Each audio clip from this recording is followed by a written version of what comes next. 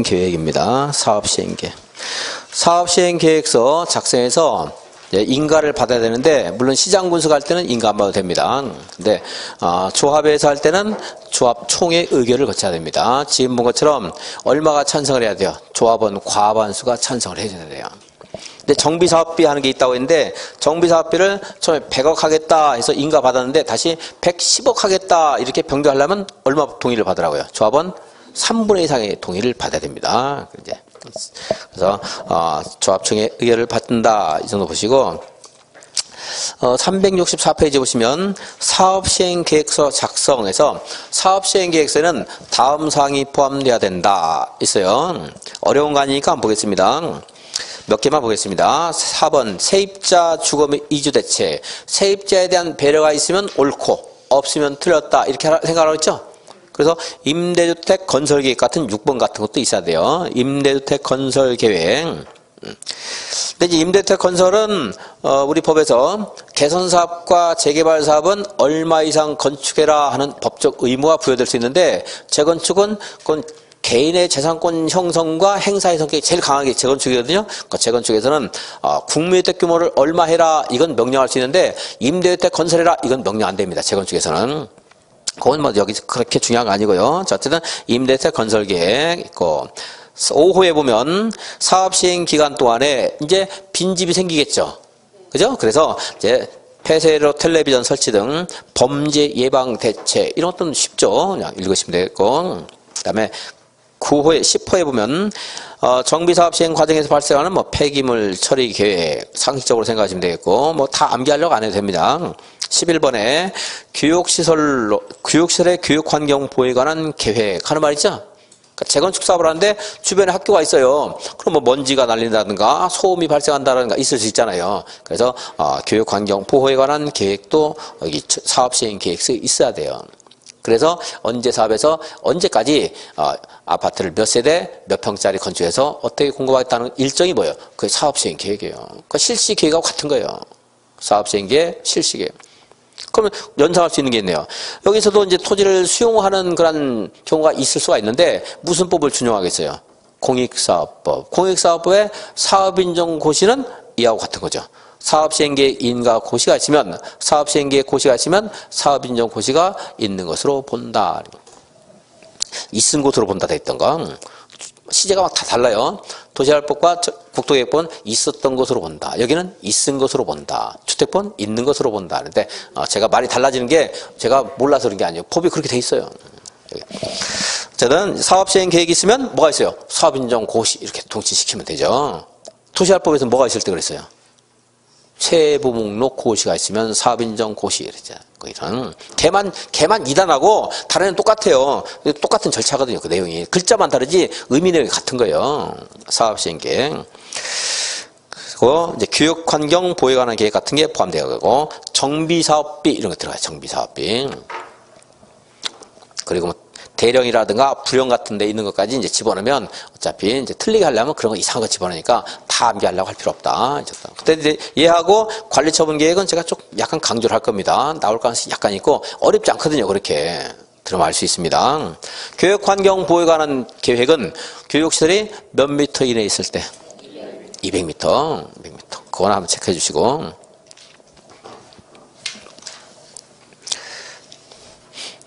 그 다음에 373페이지,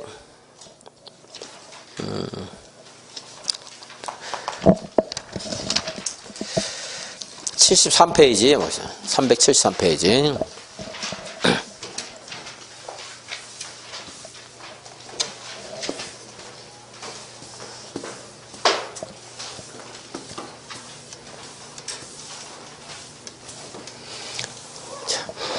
사업시행계획서, 여기에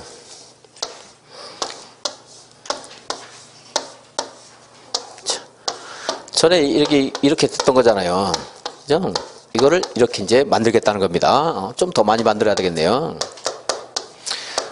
복리시설, 부대시설 이런 거 건축해서 이제 공급하겠다는 계획입니다. 이게 이제 사업시행 계획서 이제 인가 고시가 있으면 이거에 따라서 이제 분양 통지 그리고 상대방이 권리를 행사할 수 있는 자가 딱 제한적이면 통지까지 해줘요. 근데 일반인 같은 경우는 통지 안 해주고 그냥 공급만 하겠죠. 여기는 이제 여기 아까 있는 조합원들 있잖아요. 조합원들에게 당연히 다 통지해주고요. 그리고 이제 일반도 여기 일반 분양도 하니까 또 이제 분양 통지와 함께 분양 공고 이제 하겠죠. 이에 따라서 분양 신청 기간 그 전에 뭐 이거부터요. 사업 시행계 인가 고시가 있으면 120일 이내 이제 이러한 절차를 밟아야 돼. 이제 이러한 절차 밟아서 분양 신청 기간은 30일 이상 60일 이내의 기간 또 하고 그러니까 너무 길어도 안 되고 너무 짧아도 안 돼. 30일 이상 60일 이내 기간 하는데 물론 불가피한 게 연장도 좀 할 수 있습니다. 그 이제 분양 신청을 만약에 40일을 줬다고 쳐요. 자, 40일 이내 분양 신청하세요. 그럼 이 기간 안에 분양 신청해야 되겠죠, 당연히. 그죠? 그래 분양 신청 기간에 이제 분양 신청을 하고 그 분양 신청한 사람이 누구인가 하는 그 내용들이 이 관리 처분계에 있는 거예요, 이제. 당연히 누가 분양 대상자 누구인가? 분양 대상자 여기서 갑이라는 사람이 여기 이거 가지고 있었는데요.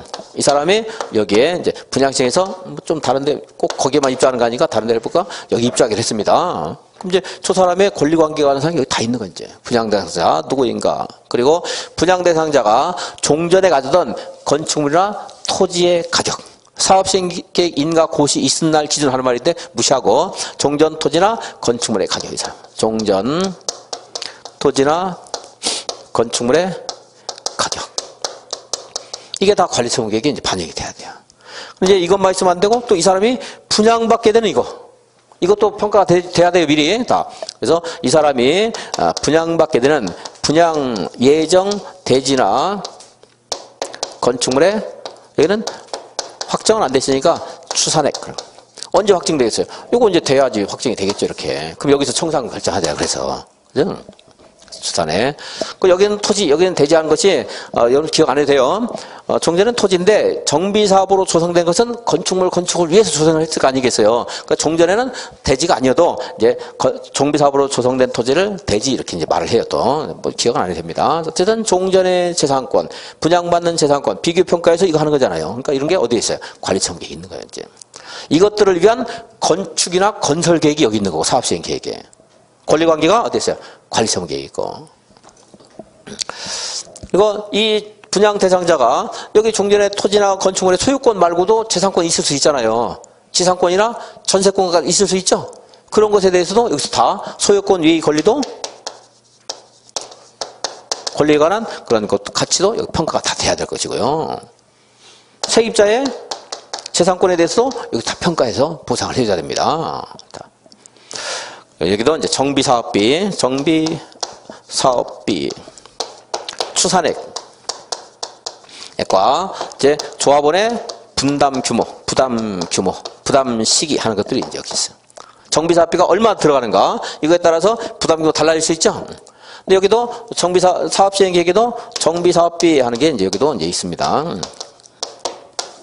그래서 얘하고 얘가 비슷한 말, 글자는 달라요. 근데 내용은 뭐 다르다고 볼 수 없는 그런 내용이 두 가지가 있는데 건축물 철거, 그리고 정비사업비라는 말인데 그 나중에 보면서 어떻게 대응할 것인가 이런 걸 말씀드리고 여기는 각종 계획과 대책 하는 말 들어가시면 어디에 있는 거예요? 사업시행계. 여기는 어떤 뭐 가격이라든가 권리평가에 관한 사항이 있으면 여기는 관리처분계. 이렇게 이제 여러분들이 짐작하면서 읽으시면은 나중에 외우지 않더라도 시험장에서 거의 뭐 70% 찾아낼 수 있어요. 이제 틀리라고 되는 건 뭐 틀리는 거 어쩔 수 없이. 그리고 아까 몇 미터 했는데 200m 하나 이제 기억을 해주시고. 얘네들이 100분의 10 이상 늘어날 때는 조합총회에서 얼마 이상의 동의 받으라고 했어요. 3분의 2 이상의 동의를 받아라. 이렇게 이제 공부했던 거고요. 그래서 여기 이제 사업시행계 인가 고시했으면 이런 분양 절차를 통해서 분양 신청 기간이 끝난 것을 기준해서 끝나기 전에 이거 수립하면 안 되지 당연히. 너무 당연한 말이에요. 분양 신청이 끝나면 그걸 통해서 이제 관리처분 계획을 수립해서 그걸 이제 조합총회 의결을 거쳐서 인가 받아야 돼요. 시장 군수이 인가를 해줍니다. 물론 시장 군수할 때는 인가 받을 필요 없죠. 지가 책임자니까 이렇게 이제 절차가 이제 진행이 되는 겁니다. 근데 여기에서 재건축이라고 할 때요. 재건축일 때 주택단지 외의 지역도 포함될 수 있다고 했죠? 여기에 보면은, 뭐 A, 제가 뭐 그림 그리면서 이렇게. B는 건축물도 가지고, 토지도 가지고 있고, 그리고 건축물 가진 사람 C, 토지만 가진 사람 D, 이렇게 이런 사람 있을 수 있다고 했죠? 누가 조합원이에요, 여기서? B. 이 사람만 조합원이야. 이 사람들은 어떻게 해요? 조합은 안 돼요. 매도, 자, 팔고 떠나야 돼요. 그래서 사업 시행자가 너희들은 이걸 나한테 매도해라 하는 것이 매도 청구예요. 매도 청구. 그래서 매도 청구 대상이 되고 이 사람은 이제 분양 신청 자격이 있는 거예요, 이 사람.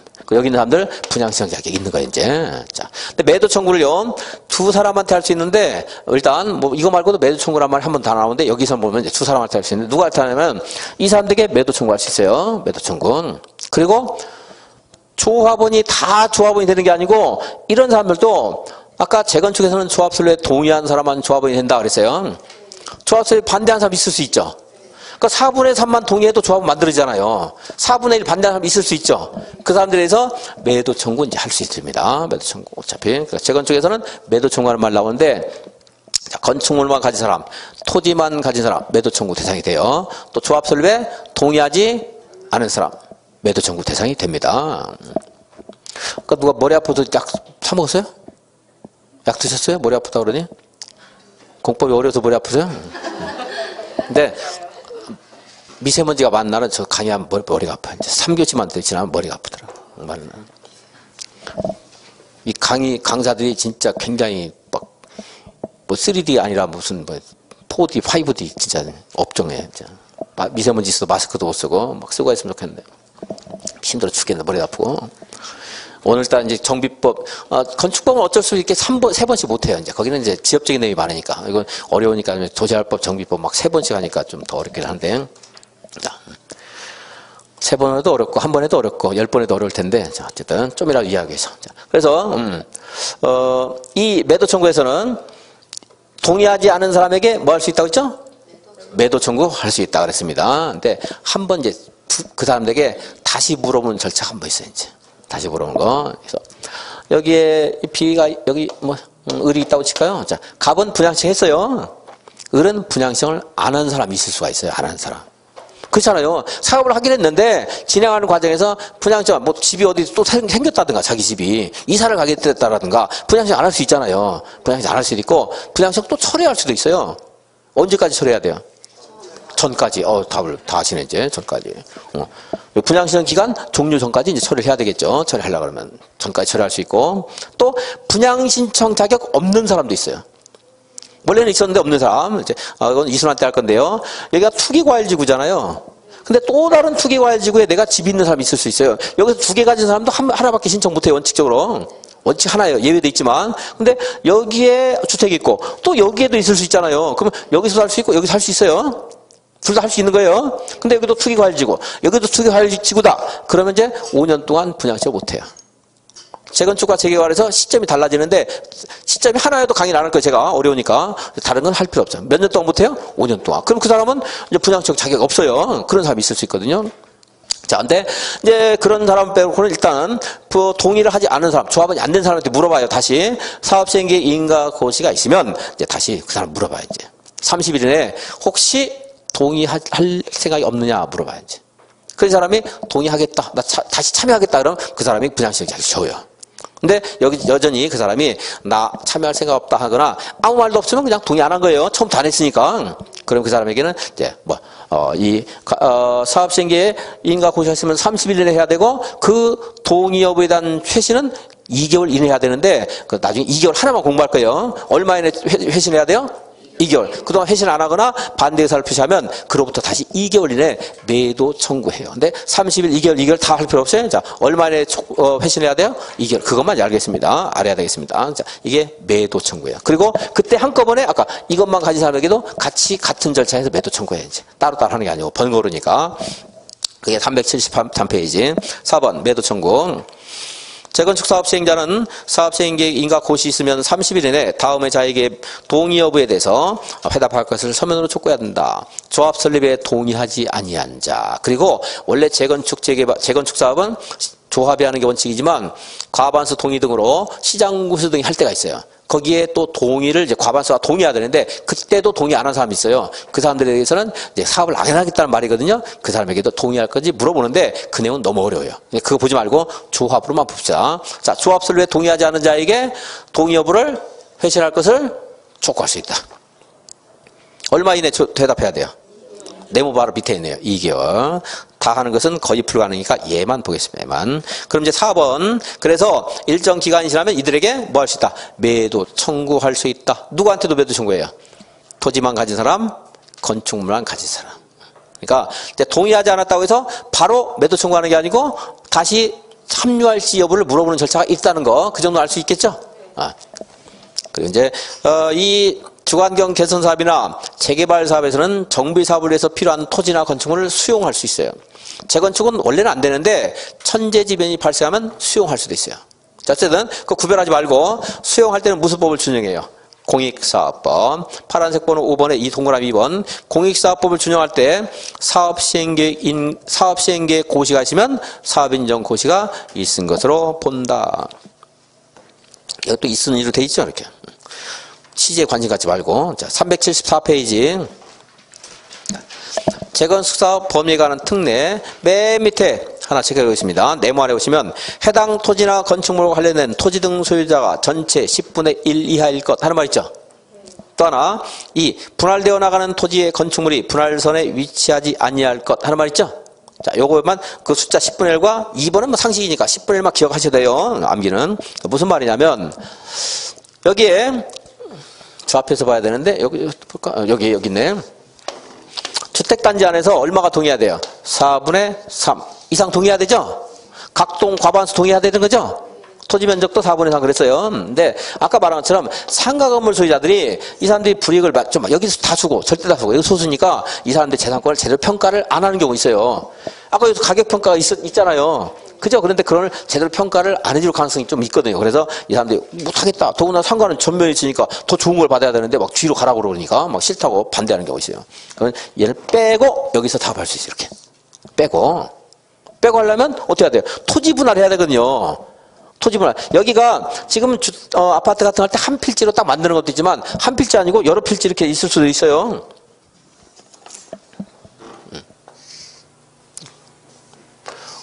이렇게 한 필지, 뭐 여기 이렇게 두 필지, 뭐 세 필지, 네 필지 이렇게 해서 여기서 재건축 전에 주택 건설 사업을 했을 수 있거든요.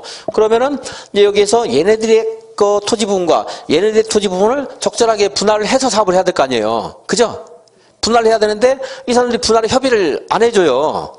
자기들이 써야 되니까 안 해주면서 버팁니다. 그랬을 때 이제 토지 분할에 대해서 협의가 안 되면 일단 협의가 원칙이에요. 개인 간에도 협의가 안 되면 토지 분할에 대해서 이제 소송으로 법원에 청구할 수가 있어요. 이제 토지 분할 청구를 하고 법원에 소송이 제기되면 아직 토지 분할이 완료됐어요, 안 됐어요?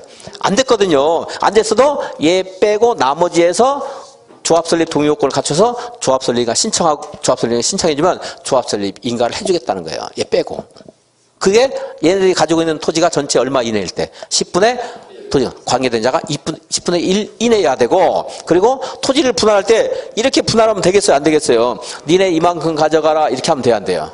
안 되죠. 이 건축물은 살아있어야 되는 거니까. 분할되어 나가는 건축물이 분할선상에 위치하지 않을 것 너무 당연하죠. 철거되는 건축물은 여기 있어도 상관없어요. 철거할 거니까. 그리고 뭐 이거 말고도 얘네들이 도로에 접하고 있을 것 하는 것도 있는데 무시해도 돼요. 자, 얼마 이내일 것? 10분의 1 이내일 거. 그러면은 소송 절차 토지 분할이 완료가 안 돼서도 조합설 인가도 해주고 사업시행계획 인가도 해주어서 사업을 원활하게 진행을 할 수 있도록 도와주겠다 이 말이에요. 이게 맨 밑에 있는 전체 얼마 이내일 건 10분의 1 이내일 건. 그러니까 해당 토지와 건축물과 관련된 토지 등 소유자가 전체의 10분의 1 이하일 거 그랬습니다. 그러면은 그 위에 아직 분할이 안 됐어도 조합 설립 인가와 사업 시행계획 인가를 할 수 있다. 그 말 틀리게 안 하고 그럴 때 얼마인가 할 때 10분의 1 숫자 기억하시면 돼요, 여러분들이. 다음에 377페이지 이제 관리처분 계획입니다. 사업 시행계획 인가 고시가 있으면 120일 내에 토지 등 소유자에게 이제 분양 대상 건축물이라든가 분양에 관련된 내용을 통지를 해주고요. 그리고 또 일반 분양도 하잖아요. 그죠? 조합원한테 분양하는 거 아니죠? 그래서 일간신문 등의 일간신문에 공고도 해야 됩니다. 그냥 읽으시면 되겠고 378페이지 무엇을 통지하고 무엇을 공고하는가 하는 것은 구별 안 하겠습니다. 통과람 2번 분양신청 기간은 통지한 날로부터 30일 이상 60일 이내에 해야 되고 그 밑에 쭉 내려오니까 분양신청하지 않은 사람 있죠? 있을 수 있죠? 자, 이 사람들에 대해서 관리처분계 이인가 고시된 다음 날부터 며칠 이내? 90일 이내 다음에서 정하는 자와 토지, 건축물, 그 밖의 권리 손실에 관한 보상에 대해서 협의를 해야 된다. 이제 협의가 안 되면 이제 소송을 통해서 겁니까? 매도 청구 소송을 하게 되는데 협의가 안 됐을 때는 보지 마시고 여기까지만 보겠습니다. 관리처분계 인가 고시가 되면 다음 날부터 얼마 이내? 90일에 자, 이 관리처분계 인가 고시가 되고 90일 이내에 손실보상에 관한 협의를 해야 돼요. 누구랑 하느냐면 아까 분양신청하지 않은 사람 있잖아요. 손실보상 협의해야 돼요. 분양신청했다가 철회할 수도 있다고 했죠. 철회한 사람에게 손실보상 협의해야 돼요. 아까 여기서는 동의하지 않은 사람과 건축물을 가진 사람에게는 매도 청구하는 거고, 그리고 원래 자격 있는데 이제 분양신청 안 한 사람에게는 뭐라게 손실보상에 관한 협의합니다. 아까 제가 투기가지고 여기서 말했는데 그 투기가 여기에요. 다시 원래 분양신청 할 수 있는 자격이 있었는데 5년 동안 또 다른 투기를 가지고 해서 분양신청 못 한다고 했죠. 그런 사람에게도 손실보상 협의를 해야 돼요. 이제 그 다음 관리처분계 인가 고시 다음 날부터 며칠? 90일 이내.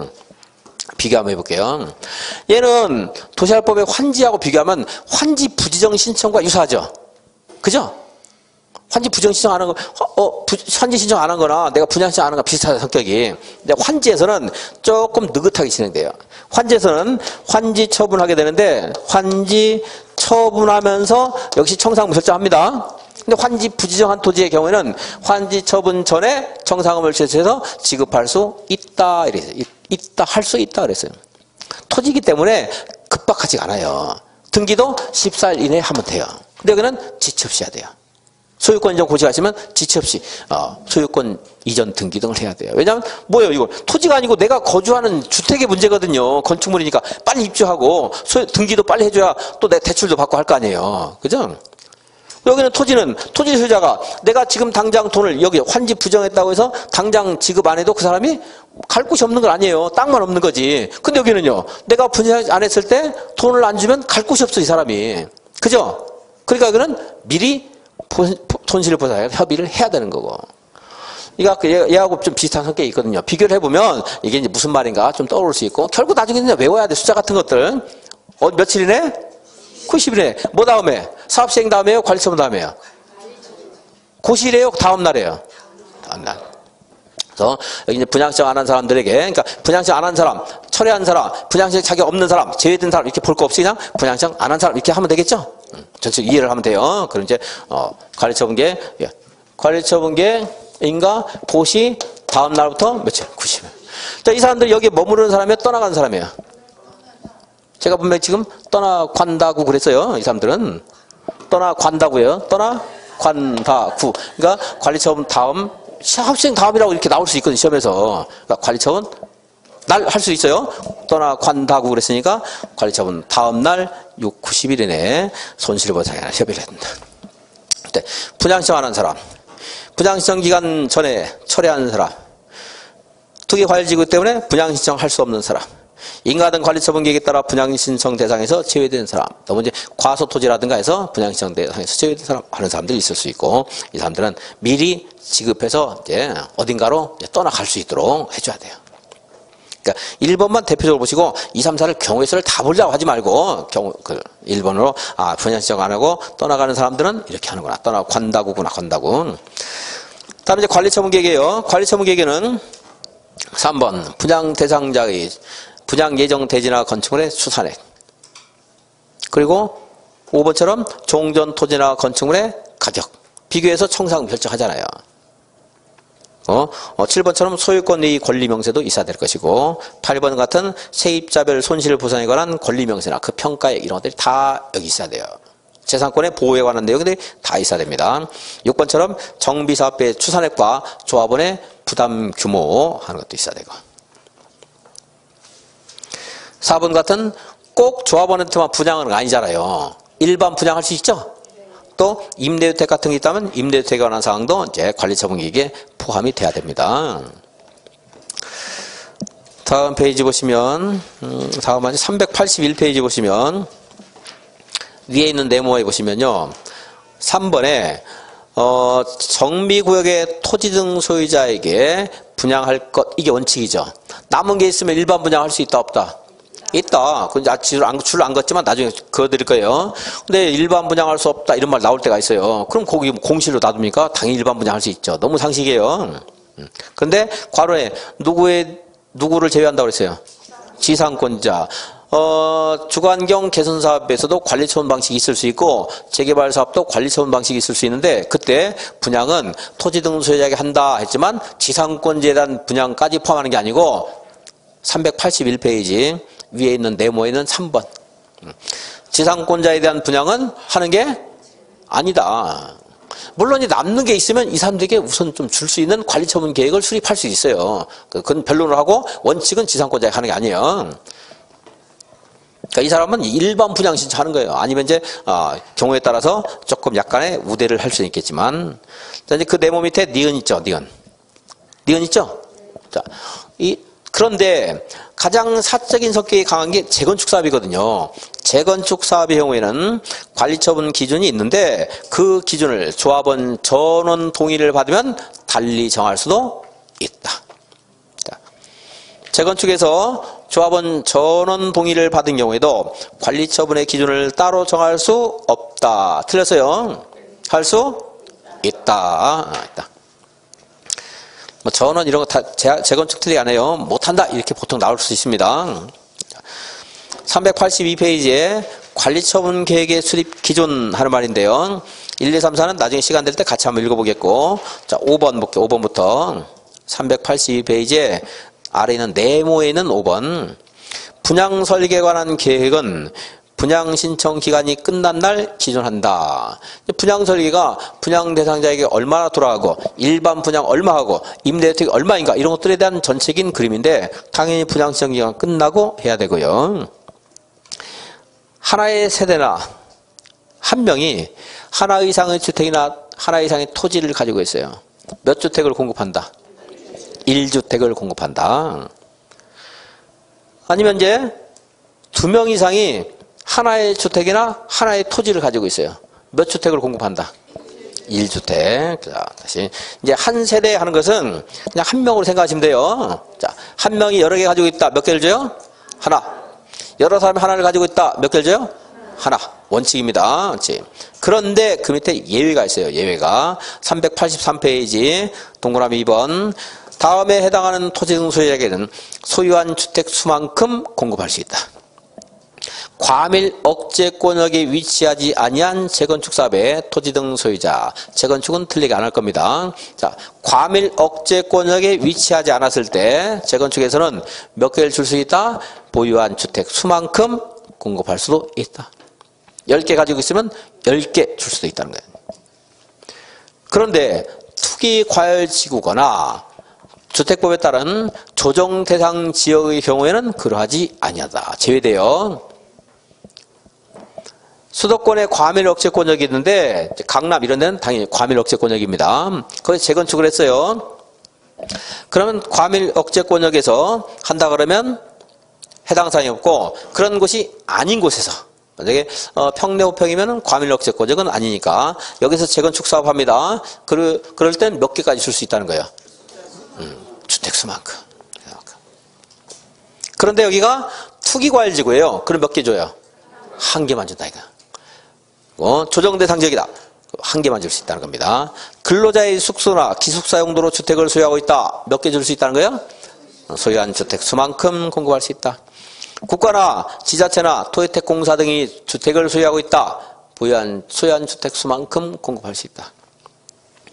사업시행계획 인가 고시가 있은 날 기준한 가격의 범위나 종전주택의 주거전용면적 범위에서 2주택을 공급할 수 있고 그 중에 1주택은 주거전용면적 60제곱미터 이하로 한다. 뒤에 단서는 모르더라도 조금 전에 여기서 종전토지나 건축물의 가격 평가했죠. 평가했잖아요. 평가했더니 이게 10억이래요. 근데 여기서 주택이 만약에 이제 하나는 6억, 하나는 3억, 그럼 이렇게 두 개 이렇게 줘도 된다는 거야.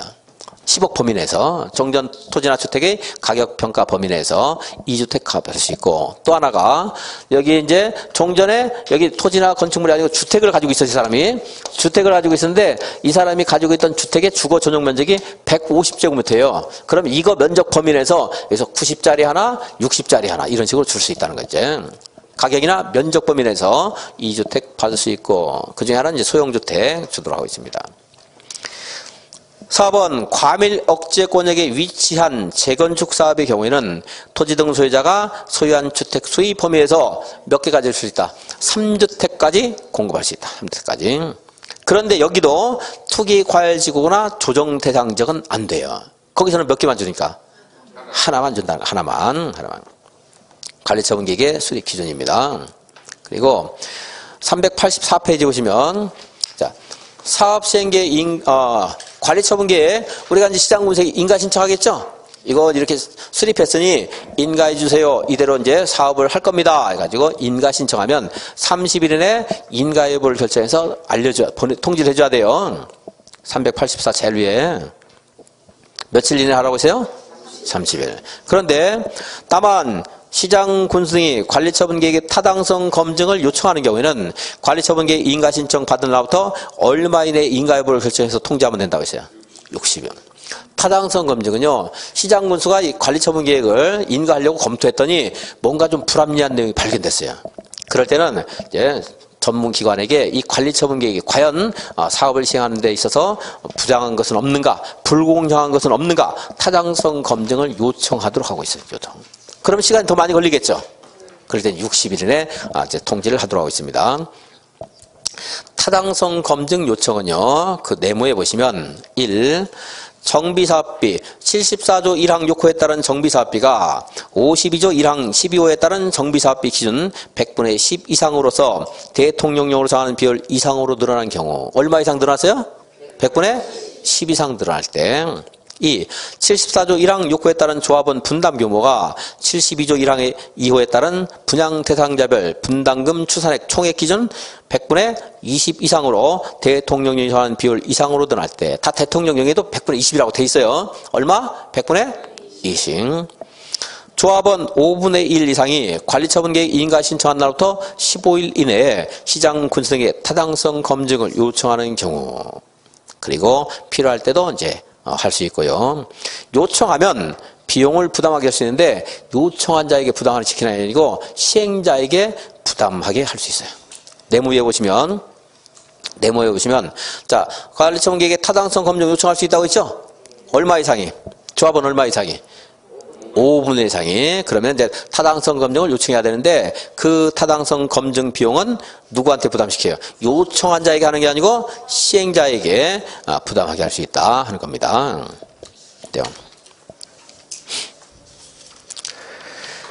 취업자에게는 하는 것들은 나중에 해야 되겠고, 388페이지 파란색 번호 2번 정비구역 지정은 준공인가 고시가 있은 날의 다음 날 해제가 된 것으로 본다. 근데 이건 몰라야 돼요. 관리처분계획은 언제 해제가 된 것으로 본다?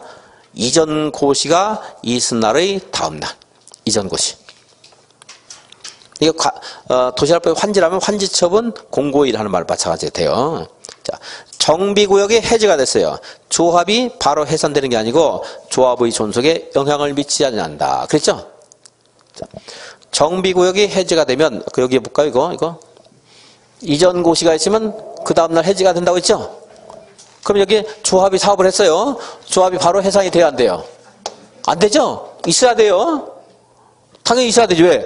여기 청사금 결정한 건 이거 지급징수도 해야 되잖아요. 그죠? 일이 남았어요, 안 남았어요? 남았거든요. 그러니까 당연히 정비구역 해제가 되더라도 조합이 당연히 해산되는 게 아닙니다. 정비구역 해제는 조합의 존속에 영향을 주지 않는다. 그 다음 페이지 4번에 보시면 소유권 이전 고시 동그라미 2번 보겠습니다. 파란색 4번에 2번. 사업 시행자가 대지나 건축물의 소유권을 이전할 때는 해당 자치단체의 공보에 고시라고 시장군수 등에 보고한다. 이건 중요한 게 아니고, 이 경우 대지나 건축물에 분양받을 자는 언제 소유권을 취득하게 돼요? 소유권 인정 고시가 있은 다음날 대지나 건축물의 소유권을 취득한다. 다음날 기억해 주시고. 자, 이렇게 해서 이제 반대 지금까지 본 것들 칠판에서 다시 한번 부연설명 해보겠습니다. 자, 사업시행 계획에 각종 계획과 대책이 있었죠? 자, 이게 있고, 이제 정비사업비도 있었습니다.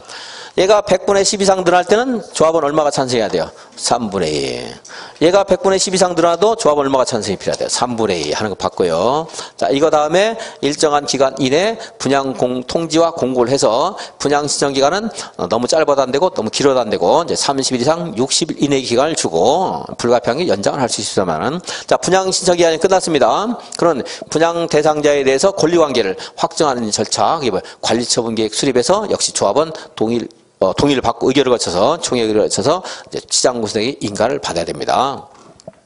그런 이제 관리처분계획 인가 고시가 있으면 비로소 건축물을 철거할 수 있어요. 왜냐하면 종전 토지나 건축물에 대한 가격을 내가 평가받은 이후에 철거를 해야 되잖아요. 그죠? 그러니까 이게 있으면 철거할 수 있다 그러면 안 돼요. 이게 있은 다음은 맞지만 이게 충분 조건이 아니기 때문에 이게 있으면 철거할 수 있다 그러면 안 돼요. 뭐가 있어야 철거하다? 관리처분계획 고시가 있으면 철거할 수 있다 이래야 돼요. 물론 이거 전에 철거할 수 있어요. 너무나 막 그 안전사고 위험이 있다라든가 당장 뭐 붕괴될 가능성이 있다든가 범죄 발생 가능성이 너무 높다라든가 이럴 때는 이 건축물 수리자 동의 받아서 철거를 해도 됩니다. 자, 철거를 해야 되기 때문에 우리 책이 없는데 이건 나중에 뭐 줄것만 듣고 읽으면 되는 거니까 그냥 하겠습니다. 줄 안 거들으셔야지. 자, 철거를 해야 되기 때문에 더 이상 사용 수익하면 돼요, 안 돼요?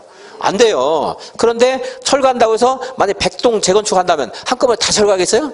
아니겠죠. 그래서 사업 시행자 동의를 받으면 사용할 수도 있다. 또 내가 분양신청 안 했어요.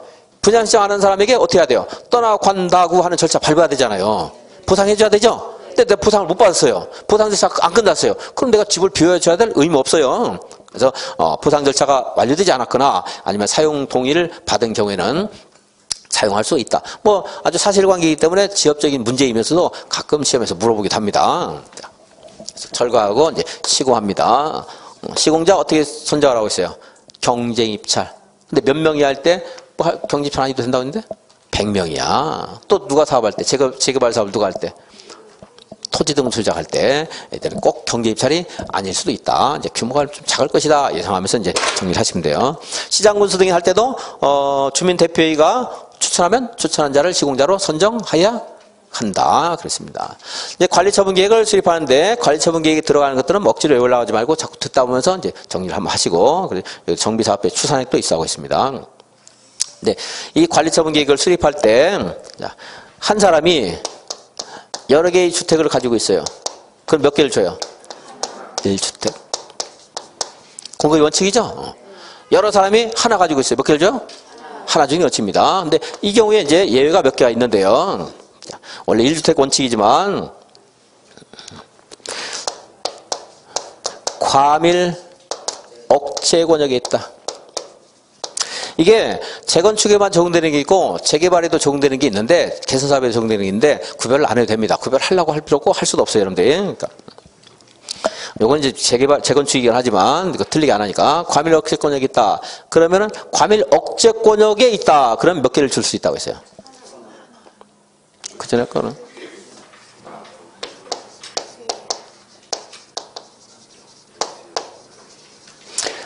3주택까지 줄 수 있어요.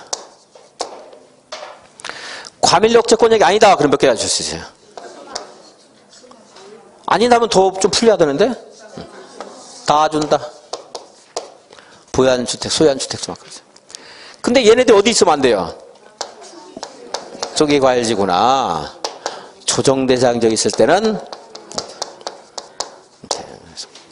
그래서 일단은 투정을 부리면 안 돼요. 하나밖에 안 줘요. 투정 부린다고 떼쓴다고 해서 많이 안 줘요. 좀 얄밉죠? 투정 부리면. 투정 부리니까 몇 개? 하나. 과밀 억제 권역이에요. 그럼 과밀 억제 권역 아닌 것보다 규제가 많겠죠. 제일 규제가 없는 게 뭐예요? 과밀 억제 권역이 아닌 거. 물론 투정 부리면 안 돼요. 투기나 조정 대상지는 아닙니다. 그럼 몇 개? 부유한 주택 수만큼 가질 수 있어요. 근데 과밀 억제 권역에 산다. 그럴 때는 투정 부리지 않는다. 그러면 3주택까지. 투정 부리면 1주택. 1주택. 이게 재건축에만 적용되는 거고. 근데 어디만 적용돼 몰라도 돼요, 여러분들. 구별 안 돼요. 이제 다른 사업에서도 마찬가지입니다. 이게 국가나 지자체나 공사 등이 주택을 소유하고 있다. 몇 개가 줄 수 있어요? 보유한 주택 수만큼 다 줄 수 있어요. 근로자의 숙소나 기숙사예요. 이걸 이만큼 안 주면은 근로자들이 길거리에 내앉아야 되는데 투기도 아닐 거 아니겠어요. 그죠? 보유한 주택수만큼 구할 수 있어요. 그래서 여기 이제 재건축만인데 여기 이제 1, 3, 5, 1, 3 다 이렇게 정리를 한번 해보시고 그리고 국가나 지자체 얘네들 다 주더라도 그게 부당한 혜택 아닐 거거든요. 투기 목적으로 여러 개 주택을 소유하지 않았을 거 아니에요. 투기 목적으로 소유한 사람들에 대한 제한이라든가 아니면 개발 이익을 누군가가 독점하는 것을 억제하게 한 건데 얘네들은 그 적용 안 되잖아요. 그죠? 그렇게 이해하시면 되고 그 다음에 숙소라든가 기숙사의 경우에도 이걸 제한하게 되면 또 근로자들이 길거리에 앉아야 돼요. 그러니까 안 되겠죠. 그래서 이것도 가진 것만큼 토양 수만큼 할 수 있다. 가격이나 면적 범위에서 몇 개가 줄 수 있다고 했어요? 가격이나 면적 범위에서 2개, 2주택 공급할 수 있다. 이렇게 하면 이제 예외적인 거 정리를 다 한 겁니다. 그래서 먼저 이거부터 딱 정리하고 요거는 이제 생각 이해하시면 별게 아니고요. 그래서 다시 다 하는 거. 과밀 억제권역이 아니다. 그럼 소유한 주택수만큼 줄 수 있어요. 그건 재건축이라는 단서가 붙는데 그거 기억하려 하지 말고 틀리게 안 하니까. 그럼 이제 근데 어디 있으면 안 돼요? 투기활지구나 조정된 단계가 아닐 때 그건 하나밖에 안 주거든요. 그러니까 이것이 아닌 걸 전제로 해서 과밀억제권역은 3주택. 이걸 아닌 걸 전제로 해서 과밀억제권역 아니면 소유한 주택수만큼. 국가나 숙소는 소유한 주택수만큼. 가격이나 면적에서는 이 범위 내에서 2주택. 하나는 이제 60 이하 소형 주택 쳐야 돼요. 그래서 가면을 쓰면 얼굴이 몇 개예요? 얼굴이 2개가 돼요. 본래 얼굴 가면에서 가면이니까 2개입니다. 2개까지.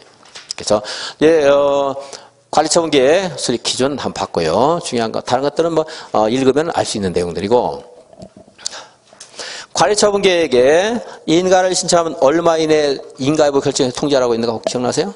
30일. 타당성 검증 요청하면 며칠? 60일. 그렇습니다. 타당성 검증 요청은 일단 90일은 떠나가는 사람, 떠나간다고. 이건 분양시 안 하는 사람 말하는 거고, 이건 타당성 검증입니다. 자, 타당성 검증 요청은요, 100분의 10이 하나 나오는데, 그거는 얘가 스스로 늘어난다는 말이 아니고, 아까 조문이 있는데, 그 조문에 앞에 있는 게 이거예요, 이거. 사업시행계획 정비사업비 있죠? 여기 만들었잖아요, 여기서. 그런데 진행하다 보면 물가 변동이라든가 등에 따라서 관리처분 계획을 수립할 때 이게 바뀔 수가 있어요. 저기 있는 게 바뀔 수 있잖아요. 그죠? 근데 그것이 100분의 10 이상 늘어났다. 원래 생했던 걸 늘어난 게 아니고 얘보다 얘가 100분의 10 이상 늘어나면 타당성 검증을 요청을 해야 돼요. 의무적으로. 시장군수 등이. 왜냐하면 여기서는 사람들은 이제 이걸 가지고 사람들 꼬시는 거거든요. 이거만큼 들 것 같이도 했는데 여기서 갑자기 여기 100억 든다고 그러더니 나중에 사업하려고 하니까 200억 들어간대요. 이거 통과해도 타당성 검증을 요청하라는 거예요, 이제. 또 하나, 여기에서 분양 통지할 때 당연히 이 갑을 병정하는 사람들에게 분양 신청할 수 있는 사람들에게 네가 얼마쯤 부담할 것이다는 추산액을 또 통지를 해줘요. 정비사업할 때 네가 한 1,000만 원씩은 내야 돼 이렇게 통지를 해줬어요. 그러면서 이걸 보고 그래 내가 1,000만 원 내고 아파트가 늘어나는데 이러면은 내가 이득이겠다 생각해서 분양 신청했을 거 아니에요. 그죠? 그랬더니 여기 보니까 이제 1,200만 원 내 이렇게 바뀌었어요. 그 1,200만 원 내라고 하면 내가 안 했을 수도 있는 거예요. 분양신청을. 관리처분 계획에 뭔가 불합리한 게 있을 수 있거든요. 그래서 여기에 있는 조합원 분양 대상자에게 통지한 부담금의 추산액이 여기에는 정비사업의 추산액과 조합원의 분담 규모가 있거든요. 이 분담 규모 여기 실제 확정된 분담 규모가 저기에서 통지한 부담액의 추산액보다 100분의 20 이상 증가한 경우에도 관리처분 계획의 타당성 검증을 전문기관에게 요청을 해야 돼요. 시장 군수 등이. 부당하게 조합장이라든가 얘네들이 뭔가 뒷돈 같은 거 챙기고 하기 위해서 늘어나는 경우가 있을지 모르니까 타당할 수도 있어요. 이게 타당하지 않을 수 있거든요. 또 하나 이제 이런 딱 형식적인 절차 아니고서 조합원 5분의 1 이상이 이게 이제 신청을 하면 30일 내에 통지를 해줘야 되기 때문에 시간이 너무 많이 지나서 29일 돼가지고 시장군수가 관리처분계 통과됐습니다 하려고 했더니 그거 타당성 검증 해주세요 하면 안 돼요. 다 했더니 그죠? 시험 공부 다 끝내놨더니 시험을 6개월 있다 시행하겠습니다. 그러면 안 되잖아요. 그러지 않겠어요? 근데 그때 가면 그랬으면 좋겠다 그럴 거예요. 여러분들 이제 연장됐으면 좋겠다 그럴 텐데 자, 그래서 이제 관리처분계 인가 신청 후 15일 이내에 하는 단서가 있는데 무시하고 일단 자, 그 기간 내에 원래 이제 통지 전이 아니고 여기 15일 이내에 해야 돼요. 통지 전 바로 뭐 전날 이거 다시 한번 해줘야 하면 안 되잖아요. 그래서 얼마 이상이 요청했을 때 5분의 1 이상이 요청하면 타당성 검증을 요청을 해야 돼요. 그래서 100분의 10. 또 하나는 100분의 20. 야하고 똑같죠? 100분의 20이죠, 이것도. 계산은 100분의 20 아니야? 100분의 20, 5분의 1 조합원, 5분의, 그래서 소수 사원권이라는 게 있는데, 소수의 조합원들이 다수였던 횡포를 억제하기 위해서 저항할 수 있는 그 숫자를 5분의 1 할 때가 좀 많아요, 이제. 그래서, 조합 총회 신청도 5분의 1 이상 요구로 총회 신청할 수도 있어요, 이제. 근데 임원들의 권리와 관련된 것들은 좀 더 요건을 완화해서 10분의 1이 요구하면 임원 해임 총회 소집을 요구하거나 임원들의 어떤 보수와 관련된 것들은 통제하기 위해서 10분의 1 하는 건데 일반적으로는 5분의 1입니다. 자, 다시 이제 100분의 10, 100분의 20, 5분의 1 이런 숫자들은 또 나중에 외우고 이런 절차 흐름 무슨 의미를 말하고 있는가 이해할 수 있죠? 관리처분계획에 뭐에게 타당성 검증 요청 제도라는 것이 있더라 하는 거예요, 이제. 그래서 이전고시 다음날 하는 것들은 이제 받고 그러면은 시간이 좀 됐는데 저번에 도시활법 문제 풀었어요, 안 풀었어요? 풀었죠? 푸른 김에 이것도 한 5분만 딱 문제 풀고 마치겠습니다. 이제 오늘 공부한 거니까 얼마나 아는가 여러분들 자신감 가질 수 있을 거예요, 이제. 420페이지 1번 420페이지 1번 용어 틀린 것은 그건 몇 문제 안 해놨네. 근데 자, 건축물이 훼손되거나 일부 멸실되어 붕괴, 안전사고 우려가 있는 건축물은 노후불량 건축물에 해당된다. 이렇게 평이한 거 나올 수 있습니다. 주관경 개선사업은 정비 기반시설은 양호하나 이미 틀렸죠. 뒤는 볼 것도 없어요. 그죠? 근데 만약에 재건축 사업은 정비 기반시설은 양호하고 이런 다 읽어야 돼, 뒤에까지. 그죠? 그냥 그 맞는 말을 하려면 다 읽어야 되고 여기 이미 틀렸으니까 뒤에 볼 것도 없죠. 어쨌든 노후불량 건축물에 해당되는 공동주택이 밀집한 지역에서 하는 것이 이건 재건축 사업이래요. 도로, 상하수도, 공원, 공용주차장은 뭐예요? 공동이용시설은 뭐였어요? 놀마작이 있었죠. 놀마작. 어디에서? 어린이집, 타가소, 어린이집, 경로당에서 세수화구, 놀마작 하는 게 있었어요. 재개발 사업의 정비 후에 정비구역 안에 소지한 토지 지상권자는 토지 등 소유자 해당된다. 맞아요, 틀려요? 맞죠? 건축법에 따라 건축 허가를 받아 아파트나 연립주택을 건설한 1단의 토지는 주택단지에 해당된다. 근데 이건 나중에 이제 주택법 공부하고 나서 뭐 이순환 때는 한번 같이 한번 보겠습니다. 정비 기반시설에 해당되는 것은 녹지, 공원, 공공공지 이런 것들이 정비 기반시설. 우리가 국토계획법에서 기반시설 공부한 것에 해당되면 정비 기반시설이에요. 그런데 이제 또 뒤에 봐야 돼요. 그래도 혹시 모르니까 놀이터, 놀마작 들어가네요. 어린이집, 경로당 있었죠? 공동이용시설 그리고 세수화구, 구판장 공동이용시설. 근데 세수화구의 수는 수도예요, 수도. 그리고 상수도는 저기 이제 상수원에서부터 우리 집에까지 오는 상수도를 말하는 거고 수도는 수도꼭지 틀어가지고 우리가 물 마시는 수도 말하는 거예요. 그러니까 수도는 공동이용시설, 상수도는 정비기반시설. 그래서 그러니까 녹지가 정비기반시설이라는 것을 안 외워도 세수하고 놀마작 이렇게 외워가지고 거기서 빼고 나머지는 정비기반시설이다 이렇게 해서 찾기도 한다는 겁니다. 그러니까 정비기반시설 여기서 외우려고 하지 말고 공동이용시설만 정확하게 외워서 시험장에 간다. 3번 군수 허가 받아야 되는 것은 가설 건축물, 중목 벌채 식재, 공유수면 매립, 이동이 용이하지 않은 물건을 1개월 이상 쌓아놓는 것 전부 허가 받아야 돼요.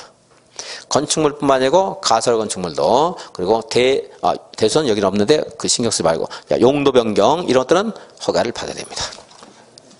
4번 옳은 것은 조합 설립인가를 받은 경우에 따로 등기를 하지 않아도 조합이 성립한다. 조합은 뭐죠? 법인입니까? 그냥 조합입니까? 법인으로 한다. 그래 뭘 해야 성립한다고 했어요? 등기를 해야 성립한다. 조합 임원은 같은 목적의 정비사업을 하는 다른 조합이 임원을 겸할 수 있어요? 없어요? 없고 재건축 사업은 조합을 설립하지 않고 토지 등 소유자가 직접 시행할 수 있다. 맞아요? 틀려요? 안 되죠. 그 지정개발자 예외적인 말고 안 돼요. 재개발 사업은 그러한 경우가 있을 수 있죠. 토지 등 소유자 몇 명 미만일 때. 20명 명할 때 조합은 법인으로 한다. 이게 기출문제 수정인 거 보니까 너무 뻔하게 1번 하는 사람은 3번, 4번 다 알아요. 물론 이제 그냥 외운 사람은 무슨 말인가 모르지만 이해를 통했다 그러면 이게 기출문제는 아니었을 것 같습니다. 조합 임원 결격사유에 해당돼서 퇴임을 했어요. 퇴임 전 관여한 행위는 효력을 잃는다. 그래요? 잃지 않죠? 만약에 효력을 잃도록 한다 그러면 불리한 계약 체결한 조합 임원이 그냥 자기가 뭡니까? 사람들 좀 때려가지고 벌금 100만 원 청구받고 퇴임해버려요. 그러면 불리한 계약 다 없어져 버리게? 안 되죠? 다음 페이지 5번. 주관경 개선사 옳은 것을 모두 고른 것은 시장 군수는 세입자 세대수가 토지 등 소유자 2분의 1인 경우에는 세입자 동의 절차 없이 주택공사 등을 사업시행자로 지정할 수 있다. 뭐 좀들을 막 뒤집어 섞어가지고 그러는데 그러니까 법조문을 제대로 이해 못한 사람이 출제를 했거나 변형을 시킨 거예요. 이렇게 막 얽을 필요가 없는데 어쨌든 간에 이제 뭐 틀린 말은 아닙니다만은 자 2분의 1 이하일 때는 세입자 동의 받을 필요 없다고 했죠?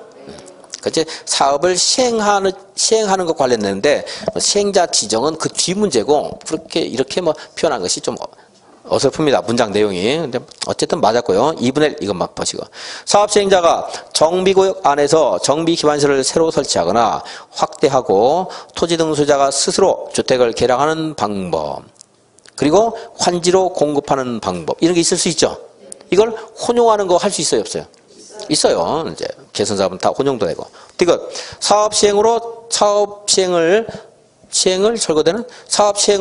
철거되는 주택의 소유자나 세입자에 대해서 당해 정비구역 안팎에 소재한 임대주택 등의 시설에 임시로 거주하게 하거나 주택자금의 융자할선 등 임시 수용에 상응하는 조치를 해야 된다. 이것 재개발과 개선사업에서는 이러한 내용이 있습니다. 제가 좀 어려운 내용이 아니기 때문에 지금 안 읽었습니다. 교재에 있는 건데 그래서 개선사업이나 재개발사업처럼 철거되는 주택 소유자나 세입자에게 거주의 어떤 임시적인 거주 대책을 강구를 해야 된다 이 말이에요. 그래서 임시 수용은 아닌데 전에는 이제 법조문 임시 수용이었어요. 근데 수용이란 말 자체에서 우리가 역사적으로 긍정적인 말들이 잘 없거든요. 포로 수용소 막 이런 거 있잖아요. 그러니까 지금 임시 거주 시설 이렇게 바뀌었어요. 이제 임시 수용이 아니고 임시 거주라고 바뀌었는데 뭐 그 중요한 거 아니고 임시 수용이 아니고 임시 거주로 바뀌었습니다. 그래서 여기까지 했고요. 다음 시간에는 이제 건축법 또 하도록 하겠습니다. 수고하셨습니다.